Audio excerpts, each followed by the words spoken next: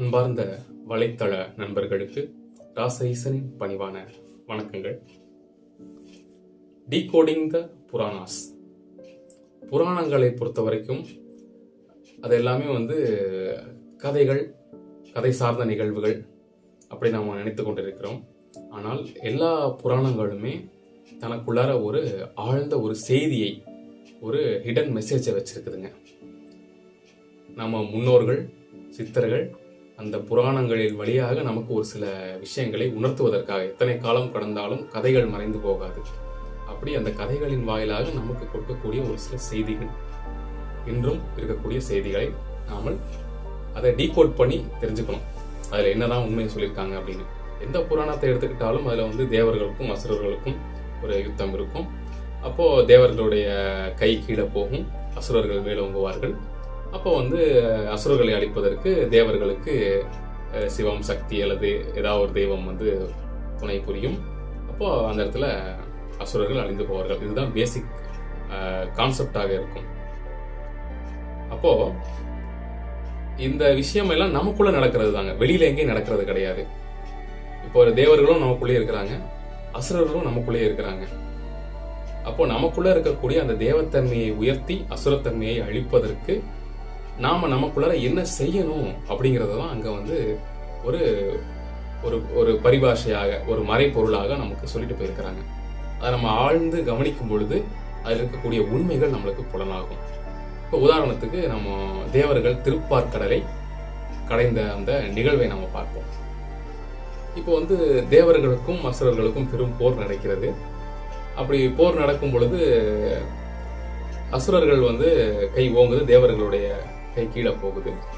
அப்போ தேவர்கள் போய் முறையிடுறாங்க. யாருக்கிட்ட? மகாவிஷ்ணு கிட்ட போய் முறையிடுறாங்க. முறையிடும் பொழுது திருப்பார்கடலை கடையிறதுக்கான முடிவுகள் எடுக்கப்படுது. அப்போ திருப்பார்கடலை கடையிறாங்க. கடையும் பொழுது அதிலிருந்து வாசுகின்ற பாம்பை வைத்து கடையும் பொழுது அதிலிருந்து அமுதம் கிடைக்கிறது. அதை தேவர்களுக்கு மகாவிஷ்ணு அளிக்கிறார். இதுதான் அந்த நிகழ்வுங்க. அதுல சிவபெருமான் அந்த முதல்ல வரக்கூடிய நஞ்சை தான் உண்டு கொள்கிறார் அப்படிங்கிற விஷயங்கள்லாம் நம்ம ஏற்கனவே அறிந்தது தான். இதுல இருக்கக்கூடிய அந்த ஆழ்ந்த அந்த மெசேஜ் என்ன அப்படிங்கிறத நாம் அறிந்து கொள்வோங்க. ஒரு மனிதன் வாழ்கிறான்னா அவனுக்குள்ளார நன்மையும் இருக்கும், தீமையும் இருக்கும். இது இரண்டுக்கும் எப்பவுமே போராட்டம் இருந்துகிட்டே இருக்கும். நல்லது செய்யலாமா, தீமை செய்யலாமா, எல்லா ஒரு விஷயத்திலையும் இந்த போராட்டம் இருந்துகிட்டே இருக்கும். இந்த போராட்டத்துல நன்மை ஜெயிக்கணும் அப்படிங்கிறது தான் ஒவ்வொரு மனிதனுடைய ஆழ்ந்த விருப்பமாக இருக்கும். ஆனா அதையும் தாண்டி தனக்கு நன்மை வேணும் அப்படிங்கிறதுக்காக, அதாவது இந்த தேவத்தன்மை ஜெயிக்கணுங்கிறது தான் ஒரு மனுஷனுக்குள்ள இருக்கக்கூடிய நோக்கமா இருக்கும். அதை தாண்டி தன்னுடைய சுயநலத்திற்காக அசுரத்தன்மை பல சமயம் நாம ஜெயிக்க வைக்கிறோம் அந்த இடத்துல. அப்படி இல்லாமல் இந்த தேவத்தன்மை மட்டுமே ஜெயிக்கணும் அப்படிங்கிறதுக்கான வழி என்ன அப்படின்னா, திருப்பார்க்கல்ங்கிறது வெளியில எங்கே இல்லைங்க, நமக்குள்ளார. நாம இப்படி பார்க்கக்கூடிய, வெளிப்புறமாக பார்க்கக்கூடிய பார்வை அகண்டு இருக்கக்கூடிய இந்த உலகத்தை பார்க்க வைக்கிறது. இதே பார்வையை நாம் உள்முகமாக நமக்கு உள்ளார திருப்புறோம் அப்படின்னா அது திருப்பார்க்கடலாக மாறுகிறதுங்க. இப்படி இருக்கக்கூடிய நம்ம விஷன் இன்வர்ட் விஷனாக மாறிடுச்சு, நமக்குள்ளார பார்க்கக்கூடிய விஷனாக மாறிடுச்சு அப்படின்னா அதுதான் திருப்பார்க்கடல். அப்போ அந்த திருப்பார்க்கடலை மந்திர மலை, மந்திரம்ங்கிறது இந்த மனம் தாங்க மனிதனுக்கு மிகப்பெரிய மந்திரம். மனதை விட பெரிய மந்திரமே இல்லைங்க. நம்முடைய பார்வையை உள்முகமாக நம்முடைய உள்ளார உயிர் மூலத்துல குவிச்சு அந்த இடத்துல இந்த மனம் என்கிற மந்திரத்தை அந்த இடத்துல நிலைநாட்டுறோம். நிலைநாட்டும் பொழுது அது மந்திர மலையாக மாறுகிறது. இந்த மந்திர மலை என்ன ஆகுது அப்படின்னா, இந்த திருப்பார்கடலுக்குள்ள, ஏன்னா உள்முகமாக இந்த பார்வை திரும்பும் பொழுது எல்லை இல்லாமல் விரியுது இல்லையா? அப்படி விரியும் பொழுது இந்த மந்திர மலையானது அந்த திருப்பார்கடலுக்குள் மூழ்கி போகிறது. அப்படி மூழ்காமல் இருக்கிறதற்காக மகாவிஷ்ணு அந்த இடத்துல வரார். மகாவிஷ்ணு எப்பவுமே காக்கும் கடவுள். அவர் என்ன பண்றாரு அந்த இடத்துல, இந்த மந்திர மலை, நம்முடைய மனம்ங்கிற இந்த மந்திர மலை உள்முகமாக மூழ்கி போகாமல் காப்பதற்கு ஆமை அவதாரம் எடுக்கிறார். ஆமை அவதாரம்ங்கிறது என்னன்னா, இந்த 5 புலன்கள் இருக்கு பாத்தீங்களா? ஆமைக்கு 5 இருக்கும், தலை 4 கால், ஓட்டுக்கு வெளியே இருக்கும். அது வேணா ஓட்டுக்குள்ள இழுத்துக்கும். ஆக புலனடக்கம்ங்கிறதுக்கு நல்ல ஒரு அருமையான மெசேஜ் இந்த ஆமை. ஆக இந்த ஆமை அவதாரத்தை அவர் எடுக்கிறார். எடுத்து தன்னுடைய முதுகில் அந்த மந்திர மலையை தாங்கிக் கொள்கிறார். அதாவது ஒரு மனிதன் தன்னுடைய 5 புலன்களையும் அடக்கினால் அந்த புலனடக்கத்தின் மேலாக மனம்ங்கிற இந்த மந்திரம் மூழ்காமல் நிற்கும் அப்படிங்கிறது அந்த இடத்துல இருக்கக்கூடிய மெசேஜ். ஆமை வந்தாச்சு, மனங்கிற மந்திரம் அது மேல நல்ல நிலையா நின்னாச்சு. இப்ப அதை கடையணுமே, அமுதம் வேணுமே நமக்கு. அதாவது அழியாமல் இருப்பதற்கான அந்த சூட்சமமாக அந்த மந்திரம் நமக்கு வேணுமே, அந்த அமுதம் நமக்கு வேணுமே. ஆக இந்த அமுதத்திற்காக என்ன பண்றோம், நமக்கு கடையிறதுக்கு கயிறு வேணும் இல்லையா? கயிறு வேற எங்கேயும் போய் தேட அவனை கஷ்டப்பட்டு நமக்குள்ளே இருக்குதுங்க. நமக்குள்ள இருக்க குண்டலினி அப்படிங்கிற இந்த பாம்பு, வாசுகி, அதான் வாசி பாம்பை தான் வாசுகி பாம்புன்னு சொல்றோம். இந்த குண்டலினி அப்படிங்கிற இந்த பாம்பை நாம எடுத்துக்கொள்கிறோம். நமக்குள்ள ஆற்றலாக உள்ளார தூங்கிட்டே இருக்க அந்த பாம்பு எப்பவுமே. அதை நாம எழுப்பி அதை வச்சு இந்த மந்திர மலையை நாம கடைகிறோம். ஒரு புறம் நமக்குள்ள இருக்கக்கூடிய நல்ல விஷயங்கள், இன்னொரு பக்கம் நமக்குள்ள இருக்கக்கூடிய தீய விஷயங்கள், தேவர்கள் அசுரர்கள் இருவரும் மாறி மாறி. அசுரர்கள் தலைப்பகுதி, எப்பவுமே ஒரு மனுஷனுடைய தலைப்பகுதி அசுரர்கள் கையில தான் இருக்கும். ஒரு மனுஷனுடைய தலை அப்படிங்கிறது, ஏன்னா எப்பவுமே அடிக்கடி தீய எண்ணங்கள் தான் அவனை ஆட்கொள்ளும். நல்ல எண்ணங்கள் அவனை ஆட்கொள்றது ரொம்ப குறைவாக தான் இருக்கும். ஆக அசுரர்கள் தான் எப்பவும் தலையை பிடிச்சிருப்பாங்க, தேவர்கள் எப்போதும் வாழை தான் பிடிச்சிருப்பாங்க. ஆக அசுரர்கள் தலைப்பகுதியையும் தேவர்கள் வால் பகுதியையும் பிடித்து இந்த புறம் அந்த புறம் அந்த மந்திரம் மனம்ங்கிற அந்த மந்திரத்தை அசைத்து அந்த கடலை, திருப்பார் கடலை கடைகிறார்கள். அப்படி கடையும் பொழுது என்ன ஆகுது அப்படின்னா, இந்த உடல்ல தானே வாசுகி பாம்பு இருக்குது. இந்த வாசுகின்ற பாம்பு என்ன ஆகுது, சூடாகி உஷ்ணத்தை வெளியே விடுது. அதுதான் முதல் விஷம், ஆழம்ங்கிற விஷம். அடுத்து அதை கடையும் பொழுது அந்த திருப்பார்கடல்ல இருந்து ஒரு விஷம் வருகிறது. ஆக உடல்ல இருந்து இந்த வாசி இயக்கத்தால வரக்கூடிய சூடு, அதற்கடுத்து இந்த பார்வையை உள்முகமாக நாம திருப்பும் பொழுது அங்க உண்டாகக்கூடிய சூடு, இந்த இரண்டு சூடும் சேர்ந்து ஆழம் ரெண்டு சேர்ந்து ஆழகால விஷமாக மாறி இந்த உடலையே அழிக்கக்கூடிய அளவுக்கு சக்தி வாய்ந்தது அந்த சூடு. யோகிகள்கிட்ட கேட்டு பார்த்தீங்கன்னா தெரியும், சொல்லுவாங்க.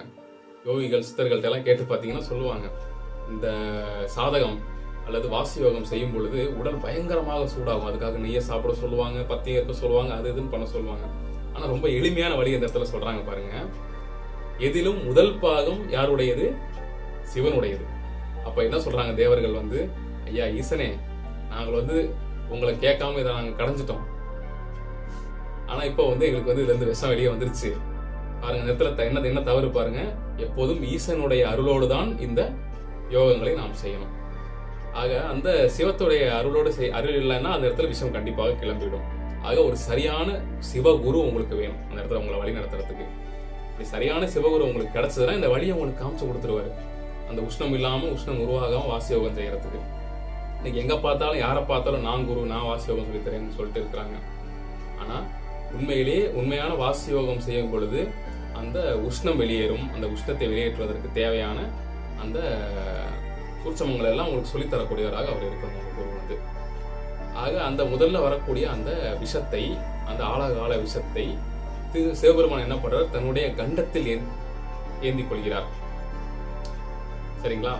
ஆக நமக்குள்ள இருந்து எழுந்து வரக்கூடிய இந்த ஆற்றல் உமையம்மை இல்லையா?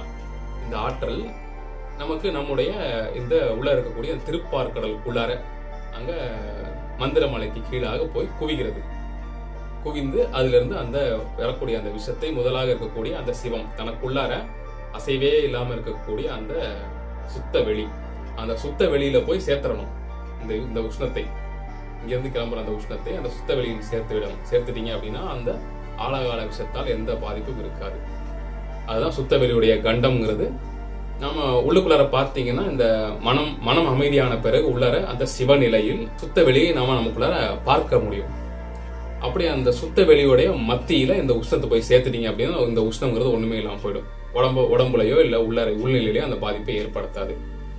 ஆக இதை அவர் எடுத்துக்கொள்கிறார். இதற்கு அடுத்தபடியாக ஒவ்வொன்றாக அதிலிருந்து வெளியே வருகிறது. இதுல ஒரு இது ரொம்ப ரொம்ப சிறப்பானது என்னன்னு பாத்தீங்கன்னா ஐராவதம் அப்படிங்கிற யானை வரும். அதை யார் எடுத்துக்கொள்வானா, தேவேந்திரன் எடுத்துக்கொள்வார். இந்த ஐராவதம்ங்கிறது என்ன அப்படின்னு பாத்தீங்கன்னா ஐம்புலன்கள். இந்த ஐம்புலன்களையும் அடக்கி ஆளக்கூடிய சக்தி. இது வரைக்கும் புலன்கள் வழியாக தான் நாம வாழ்ந்துகிட்டு இருந்தோம். புலன்கள் வழியாக நாம நம்முடைய ஆற்றலை செலவு பண்ணி இத்தனை காலம் வாழ்ந்துகிட்டு இருந்தோம். ஆனால் இந்த இடத்துல பாத்தீங்கன்னா புலன்களை நாம் ஏறி ஆளக்கூடிய அந்த சக்தி, நம்முடைய இந்திரியங்களை நாம் ஆளணும். தேவேந்திரன் அதான் தன்னுடைய இந்திரியங்களை தானே ஆள்பவன் தேவேந்திரன். உங்களுடைய இந்திரியங்களை உங்களால் ஆள முடியுதுன்னா நீங்களும் தேவேந்திரன் தான். ஆக அந்த இந்திரனுக்கே உரிய யானையாக அந்த ஐராவதம், ஐம்புலன்களை அடக்கி ஆளக்கூடிய அந்த யானையாக அந்த ஐராவதம்ங்கிற யானை வருது. இது ஒரு மெசேஜுங்க அந்த இடத்துல. ஐராவதத்துக்கு அடுத்தபடியாக பார்த்தீங்கன்னா அடுத்தடுத்து நிறைய செல்வங்கள் அதுலேருந்து வெளியே வருது. வரக்கூடிய செல்வங்கள்லாம் அப்படியே ஒவ்வொரு தேவர்களாக ஒருத்தராக அப்படியே அதை ஏற்றுக்கொள்கிறாங்க. வரக்கூடிய இலக்குமியை வந்து திருமால் ஏற்றுக்கொள்கிறார். இந்த மாதிரி நிறைய செல்வங்கள் அதிலிருந்து வருது. வர வர ஒவ்வொருத்தரும் அதுலேருந்து ஏற்றுக்கொள்கிறாங்க. ஆக இது என்ன தெரிய வருது அப்படின்னா, மந்திரம் அப்படிங்கிறது, அதாவது மனதால மந்திரத்தை நாம் ஜபிக்கணும்.